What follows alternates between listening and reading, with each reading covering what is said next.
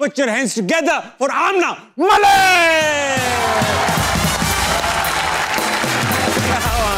आ जाए आमना। Welcome to हंसना मनाया आमना। बैठने से पहले इधर बीच में है मैदान। शो की रिवायत है कि जो भी गेस्ट आता है इन्हें शेर सुना के ठंडा करता है। इन्हें शेर सुनाइए ताकि ये ठंडे हो जाए। अब ये भी याद किया है मैंने, लेकिन चलेगा। बताओ। उठो ये मंजरे शब ताब देखने के लिए, वाह। कि नींद शर्त नहीं ख्वाब देखने के लिए। वाह वाह वाह, बहुत अच्छे। बैठिए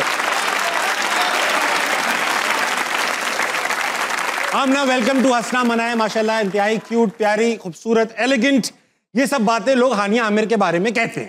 तो आमना, सुना बचपन में आपको अपने भाई के बाल पसंद नहीं थे। यूजुअली लोगों को अपने बालों से कंसर्न होता है, मगर आपको भाई के बाल पसंद नहीं थे।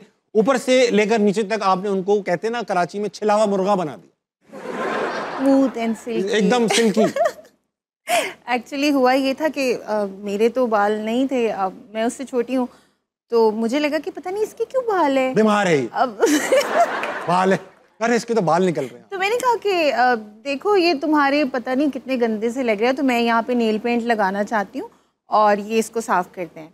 तो बड़े भाई का वो जो भी होता है वो था, वो या एग्जैक्टली, तो वो हम लोगों ने निकाला और साबुन लगाया अच्छे से, मैंने उसको पूरा शेव कर दिया। और फिर मज़े की बात यह है कि नेल पेंट रेड कलर का हर जगह उसके एक एक डॉट करके लगाया और अपनी भी लगाया, और हम वेट कर रहे हैं ऐसे सूखने का।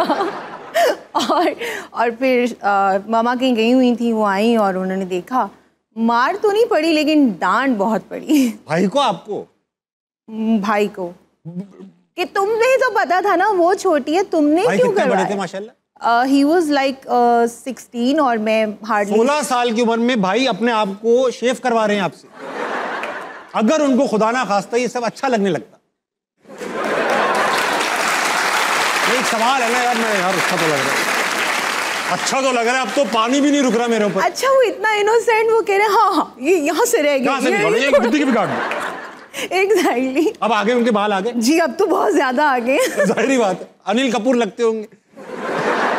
सुना ये है कि बचपन में भाई के साथ आप स्कूल नहीं जाती थी जी, और बुक्स जो थी वो आप दूसरों के घरों में फेंकती रहती थी। नहीं ऐसे नहीं फेंकती थी, मतलब अगर वो मेरी कोई जिद नहीं मानता था मुझे, मैं उसको कहती थी मुझे उठा लो, थक गई हूँ मैं, तो कहता था नहीं मैंने नहीं उठाना, चल के जाओ। और घर से ज़्यादा दूर नहीं होता था, लाइक 2 स्ट्रीट्स पीछे हमारा स्कूल होता था। हाँ।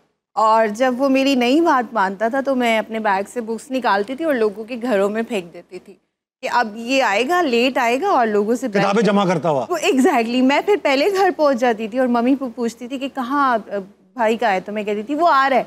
कहाँ से आ रहा है? मैं बुक्स लेके आ रहा है। तो वो लोगों के घरों में बेल बजाता था बेचारा, कहीं से डांट भी पड़ जाती थी। कहते क्या थे कि हमारी किताब आई है आपके घर? मेरी बहन की किताब आई। वो पूछती नहीं तो कैसे आई है किताब? आई डोंट नो, वो बेचारा फेस करता था, मैं थोड़ी। अच्छा, आपने फैशन डिजाइनिंग भी की हुई है, स्केचिंग और आर्ट्स का भी आपका बड़ा है। मैंने सुना कि एक बार ऐसी कोई पेंटिंग बना दी इतनी अच्छी कि प्रिंसिपल से डांट पिटी कि ये क्या बना दी? मेरी तस्वीर थी, क्या था? नहीं, वो हमारा एक मूड बोर्ड था जो हमें प्रेजेंटेशन देनी होती थी, और मेरा फर्स्ट ईयर था फैशन में, और मेरा जो थीम था वो इजिप्शियंस की मम्मी बनाने का था। इजिप्शियंस की वो तो बड़ा आसान होता है, बस ऐसी ही पट्टियां बांध। एग्जैक्टली, वो बहुत आसान होता है, और मेरा बचपन से इंटरेस्ट था पेंटिंग और स्केचिंग में, तो वो मैंने ऑयल पेंट के साथ कोई बहुत ही अच्छी चीज़ बना दी। और मेरी प्रिंसिपल ने मुझे ऑफिस में बुलाया और कहती हैं कि ये तुमने बनाई है? हाँ मैंने बनाई है। यस मैम मैंने बनाई है। तो ये नहीं, सही से बताओ किसने मदद की है? मैंने कहा किसी ने नहीं की। फिर और नहीं की? इजिप्शियन मम्मी थी। मैंने कहा मैंने खुद बनाई। नहीं, तुम्हारे सीनियर ने किसी ने बनाई और तुम बोल रही हो तुमने बनाई है। और उस बात के लिए मुझे 4 घंटे ऑफिस के बाहर खड़ा किए रखा सजा के तौर पर। मम्मी बना दिया आपको? एग्जैक्टली।